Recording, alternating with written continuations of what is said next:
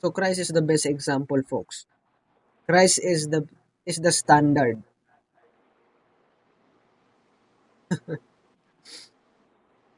Let's go to John 6 and 29 up. John chapter 6 verse 9, 29 up. 29. Done. Yeshaya answered and said to them, "This is the work of God, that you believe in him whom he sent." This is the work of God that ye believe on him whom he hath sent. Now, when we go to the Greek, folks, sa concordance about believe, it comes from G4102, to have faith in. It means to have faith. And when we say to have faith, what does it mean to have faith? You believe, and through that belief, folks, doon po natin makukuha yung foundation natin of our works. Let's go back to James 2 and 17 to 22. James, wait lang, sorry. James 2 verse 22, 17 na. 17. Mhm. Thus also faith by itself, if it does not have works, is dead. Mhm. Even so, faith, if it hath not works, is dead, being alone. See that? So sa ating mga kalalakihan in our leadership, folks, ang isa sa mga characteristics or isa po sa magpapatibay po sa ating leadership is faith, right? Believing on the things not seen. Kasi folks, ang fear and faith, halos po magkaparehas po yan sila. In what way? Fear is believing the worst part. Faith is believing on the good things to come. So to overcome fear, folks, is faith.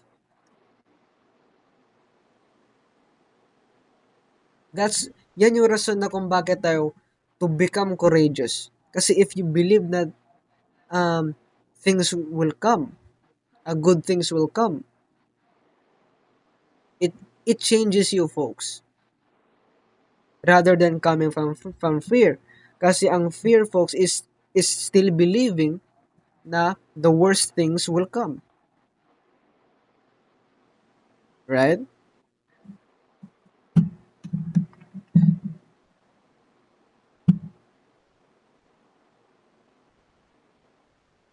Is because hindi tayo pwede na magdesisyon based on fear. We must base our decision based on faith. So sinasabi ng the Most High na it doesn't matter, folks, na if you have faith,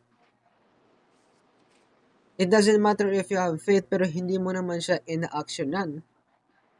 It's useless. Walang mangyayari, folks.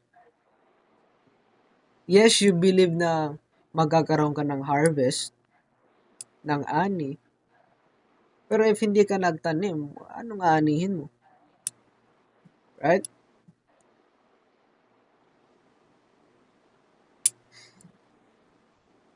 Continue verse 18 hanggang 22.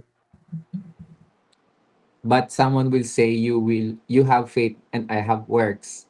Show me your faith without your works, and I will show you my faith by my works. Mm-hmm. You believe that there is one God. You do well. Even the demons believe and tremble. Mm-hmm. But do you want to know of, O foolish man, that faith without works is dead? Was not was not Abraham our father justified by works when he offered Isaac his son on the altar? Do you see that faith was working together with his works, Mm-hmm. and by works faith was made perfect? So see that? So ang faith in works, folks, is it works hand in hand. Dapat sabay po yan silang dalawa. So when we say faith in Yeshaya, there should be works. There should be works.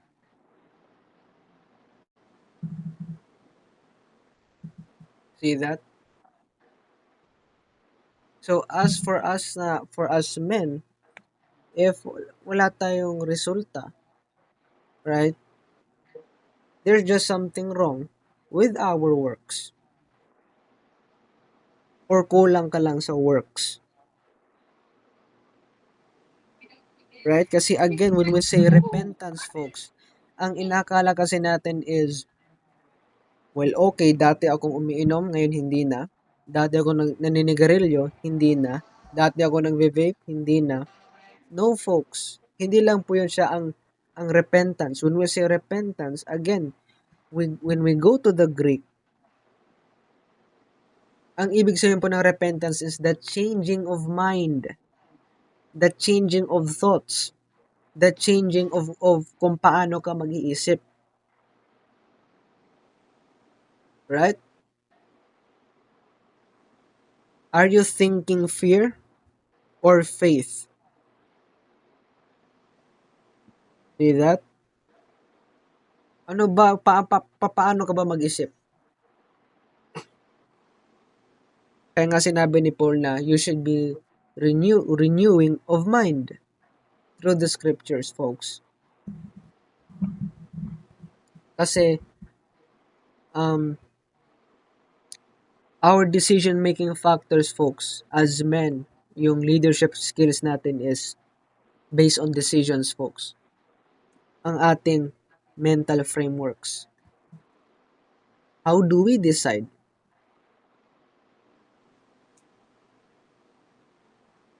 Are you deciding based on inggit? Or are you deciding based on love? Are you deciding based on fear? Or are you deciding based on faith?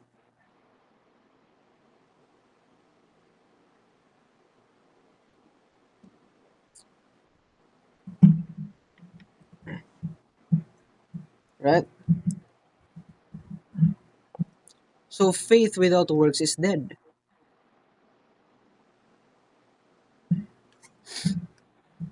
Believe in Christ and follow Him.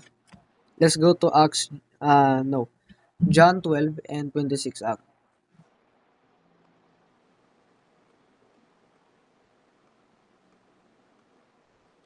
John 12, verse 26. Mm-hmm. If anyone serves me, let him follow me, and where I am, there my servant will be also. If anyone serves me, him my Father will honor. Mm-hmm. Him my Father will honor. So, amen. Tayong mga lalaki should follow Christ.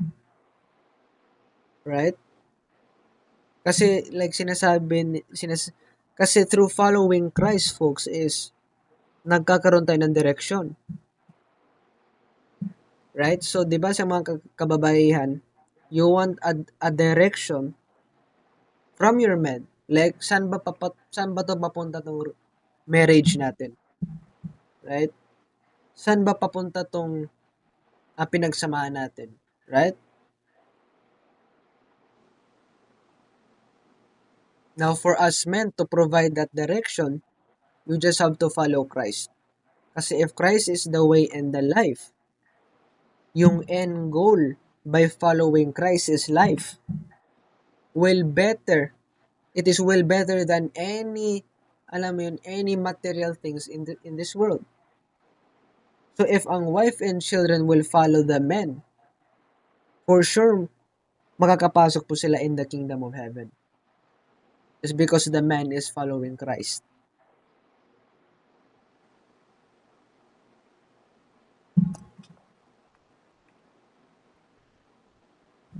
Right? Ano ba usually yung story na nakikita natin sa social media, right? Si lalaki, ipapangako niya sa babae na what? Na, alam mo yun, bibigyan kita ng magandang buhay, right? Now for us, dito in the truth, it's another level, folks. Ang end goal is not magandang buhay. Ang end goal is what? The kingdom of heaven. eternal life. Now, I'm not saying na hindi kayo pwede mangarap or to have goals and dreams. Pero wag mo naman ilagay sa wag mong gawin yung goals and dream mo na top priority kaysa the most high. Kasi sinabi nga ni Christ, what anong worth na ikaw maging may-ari sa buong mundo and in the end of the day, folks, you lost your soul. So what's the point of achieving your goals, achieving your dreams? Tapos in the end of the day, you find yourself in hell, right? So ang top priority is the most high before your goals and dreams. See that? Now why is this? Right? Bakit ganito yung yung sa ating mga lalaki, right? Leadership. Why? I'm gonna show you, folks. Kasi iba po ang expectation ng the most high sa ating mga lalaki kaysa sa kababaihan. Kasi if we don't, kasi kapag hindi natin ginawa yung responsibilidad natin and in the end, right? We are in danger ngayon in the judgment day. Kasi we supposed to be na what? To finish our work in the end.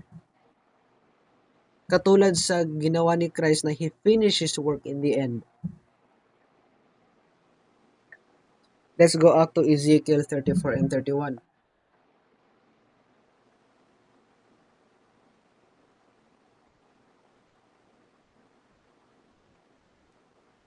Ezekiel chapter 34 verse 31. 31. Mm-hmm. You are my flock, the flock of my pasture. You are men, and I am your God, says the Lord God. And the flock of my pasture is men. Pag sinabi natin pasture, folks, ang ibig sabihin is the one who feeds the flock. Meaning to say, ang leader na mga sheep ko, which is the Israelites, folks, are men. So it's natural sa ating mga kalalakihan na to lead the family. It wasn't supposed to be na yung babae ang mag-lead ng family. Kasi kapag ang babae nga na ang nagli-lead ng family, there is something wrong. It means one thing. Hindi ginagawa ng lalaki yung responsibility niya. And because the woman, nakikita niya yung sitwasyon, right? Ang ginawa ngayon ng babae is siya na ngayon na naging leader ng family. Is because yung lalaki hindi marunong magpaka-leader. There is something wrong, folks, kapag ang babae na nagli-lead. Or yung mga anak na yung nagli-lead ng family. Hindi na yun maganda, folks.